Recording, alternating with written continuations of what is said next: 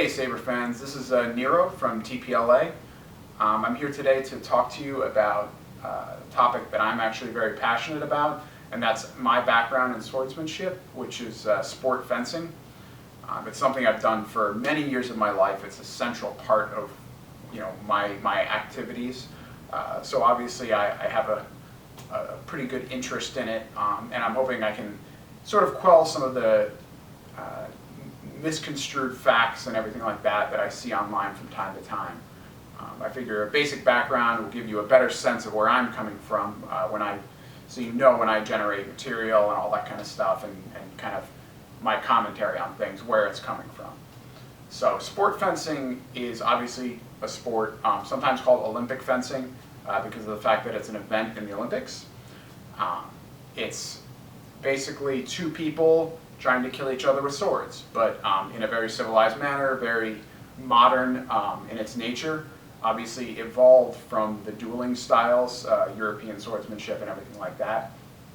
Rapier, small sword. It's a derivative of those styles. So basically that's how it starts. There are three weapons, which I'll go into a little later. They each kind of have their own methods and their own rule set that make them kind of unique. And essentially, but really the three are all similar in the idea where you're trying to hit the other person, preferably without getting hit. So it's all conducted on a long strip. It's about 14 meters long, so you have plenty of room to go back and forth. And in terms of the width, it's in between 1.5 and 2 meters in width. So that's the distance that you can move side to side. Obviously, it's a one-handed activity.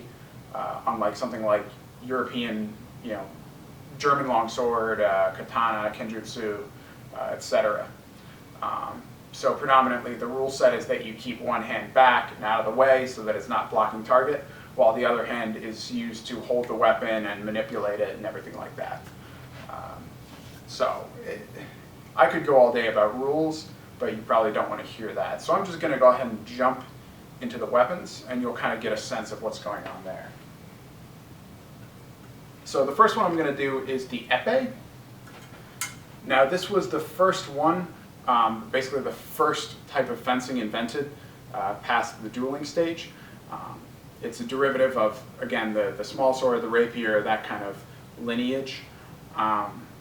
It has a large guard because of the fact that essentially the entire body is target and there is no right of way. So epees, it's kind of a free-for-all.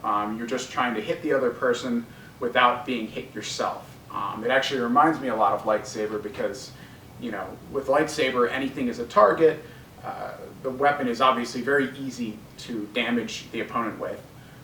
So it kind of makes it very similar to epee in that you have to be very cautious when approaching an enemy and be able to bind his weapon or do other measures to try to minimize your target and sort of keep them from hitting you while you try to kill them with a lightsaber. The idea is that there's a button on the end, and that is how you score. When this is compressed, it actually connects with the wire that goes through your equipment and sets off a light that tells the director or the referee, just like in any sport, that you've scored a touch. It makes it very simple for them so that they can focus on other elements like rule violations and anything like that. And anyway, we'll go more into that. But this is an epee, so just so you know, it's one of the three weapons. Next up is foil. This was actually originally designed as a training weapon for the epee. It's much, fairly lighter, has a smaller profile blade, a bit more flexible. Still the same idea where you're trying to compress the tip, but the difference being, one of the main differences being, you have a much smaller target area. The valid target for scoring a touch is just your torso. So instead of any part of your body, it's very limited in that it's basically from the neck to the groin area, which is why you see a smaller guard. There's no need to protect your hand because it's not a valid target. So foil, because of the smaller target, tends to be a little more fast-paced, a little more athletic. Epee, you have to be very careful, obviously, like I said, because there's so much target that you can expose while attacking. Foil, there's so much less that it's a lot easier to be more aggressive, and you'll see that trend continue into the next weapon as well. Like I said, much more aggressive as you go into Saber. The distinctive things about Saber are that you can actually cut with it, as opposed to the other two, which are point weapons. You can touch this weapon to any part of your opponent's valid target, and it will score a touch. So you can stab, you can cut with any portion of the blade, which makes it a lot easier to score a touch, obviously. But also the right-of-way methods in Saber, which are also somewhat present in foil, but with slightly different rules, make aggression kind of the more tactically favorable choice, which is what makes Saber very distinctive, very fast-paced, very athletic.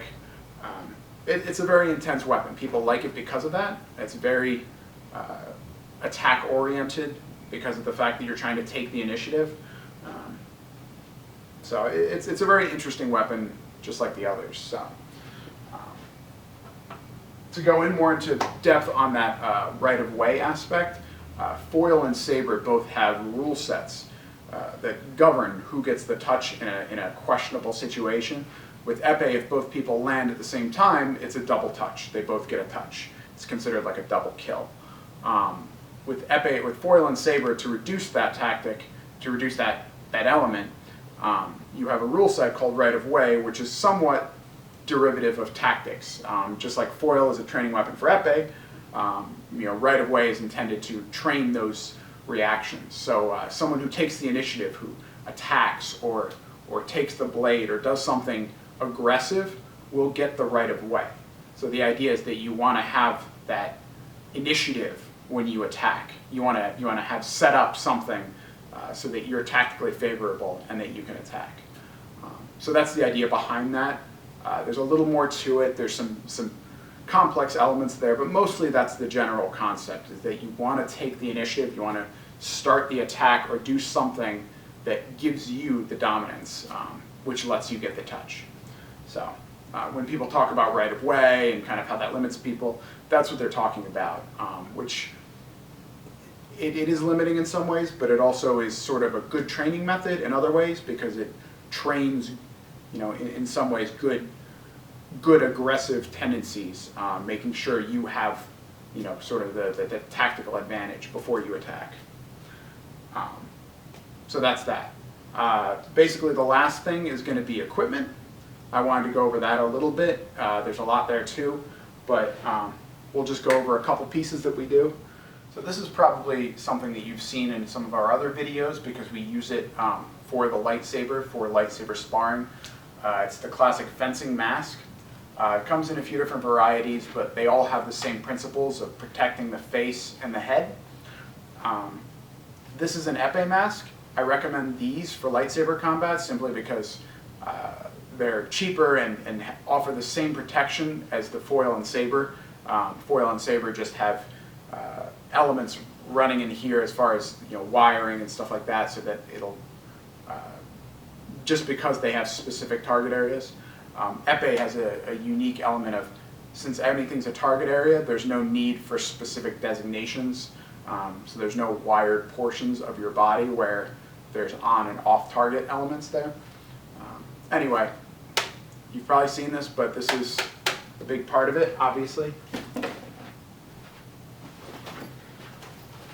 This is your classic fencing jacket.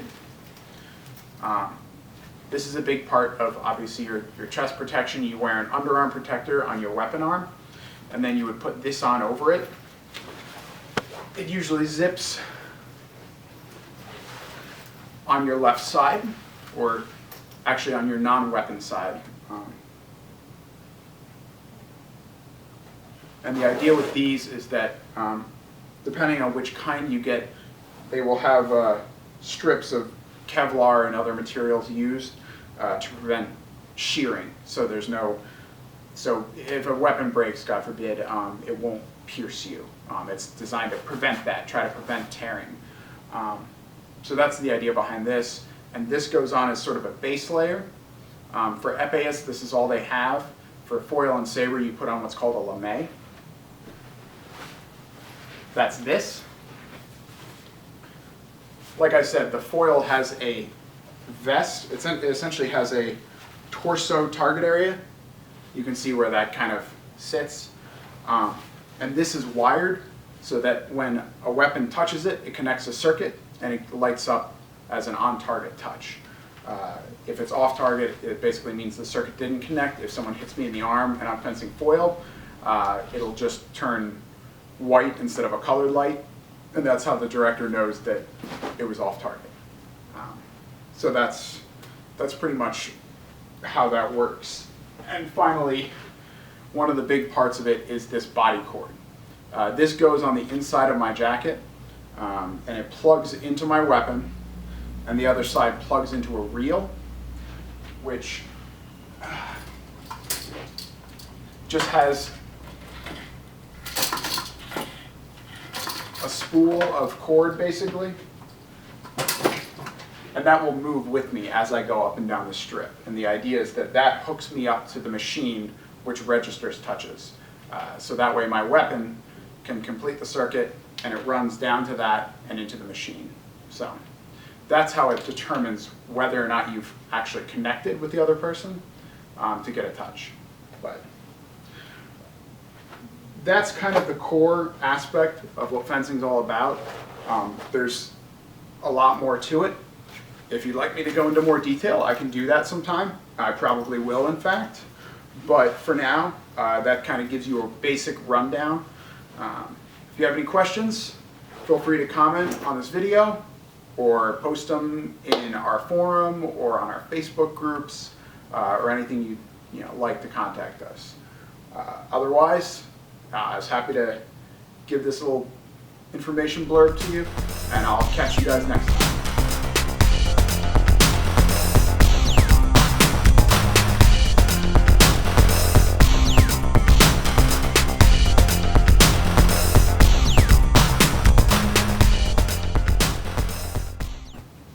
So this is still very common, and it's actually enforced in fencing. You have to, what?